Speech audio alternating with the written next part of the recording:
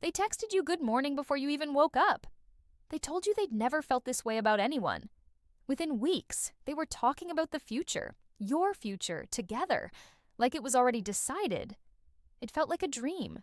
It felt like finally. And if any part of you is now wondering how something that felt so right turned so wrong so fast, this video is for you. What you experienced has a name. It's called love bombing, and it's not romance. It's a setup. Love bombing is when someone overwhelms you with affection, attention, and intensity, far beyond what's normal for the stage of a relationship, in order to create emotional dependency before you've had a chance to really know them. It can look like constant texts and calls, extravagant gifts early on, declarations of love within the first few weeks, wanting to spend every moment with you, making you feel like the most special person who has ever existed. And here's the thing, it feels incredible. Because humans are wired to respond to being chosen, being adored, being seen.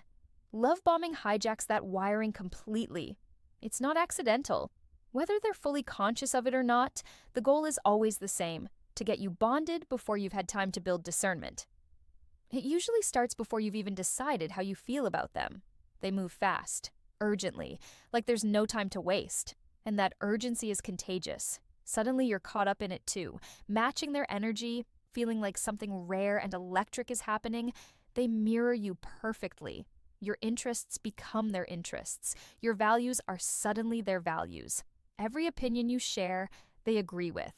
You've never met anyone who just gets you like this. And that's because they're not being themselves. They're being whoever you need them to be. They've been paying very close attention to you, not out of genuine love, but out of strategic interest. The version of them you're falling for, it's a costume, and you're falling for it because it was built specifically for you. Then comes the hook. At some point, and it's always at the point where you're most attached, most invested, most convinced this is real. Something shifts. It might be a flash of criticism, a moment of coldness after weeks of warmth, a small withdrawal of the affection you've come to depend on. And instead of seeing it as a red flag, you panic. Where did they go? What did I do? How do I get back to the way things were?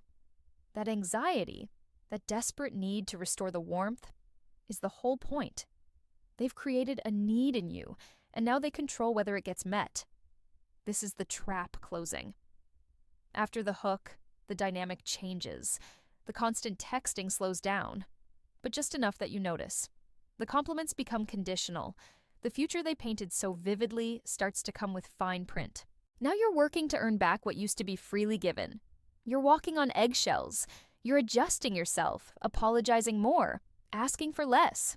And somewhere in the back of your mind, you know something is wrong, but you can't reconcile it with the person who made you feel so loved just a few weeks ago. That cognitive dissonance is by design. The love bombing phase created a version of them in your mind that you will spend months, sometimes years, chasing. Here's how you tell the difference between love bombing and genuine intense connection, because that's the question everyone asks. Real love, even passionate early love, allows for pace.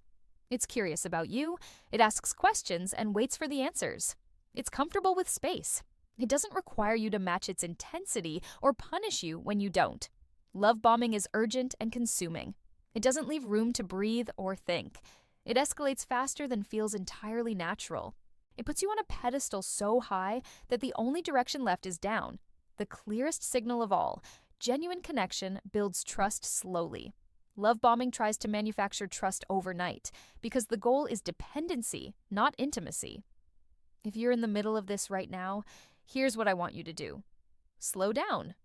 Deliberately. Not because something is wrong with the connection. Tell yourself whatever you need to.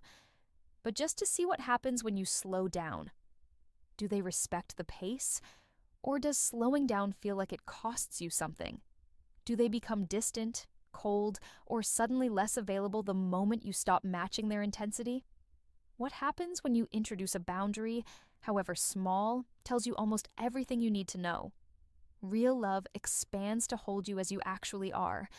It doesn't require you to perform a version of yourself to keep the warmth on. And if this is something you've already lived through, If you're on the other side of it now, trying to understand how you got so attached so fast, please be gentle with yourself. Love bombing works on intelligent, self-aware people. It works on people who have healthy hearts and the capacity to love deeply. Those are not weaknesses. Those are the things that were used against you. You didn't miss the signs because you were naive. You missed them because someone went to great lengths to hide them inside something that looked exactly like what you'd always wanted. That's not your failure. That's their manipulation. The fact that you're here, watching this, trying to understand, that's you taking your clarity back. Hold on to that. If this helped you, share it with someone who might need it. And if you want to go deeper, the next video is on trauma bonding. What happens after the love bombing ends, and why leaving feels almost impossible. I'll see you there.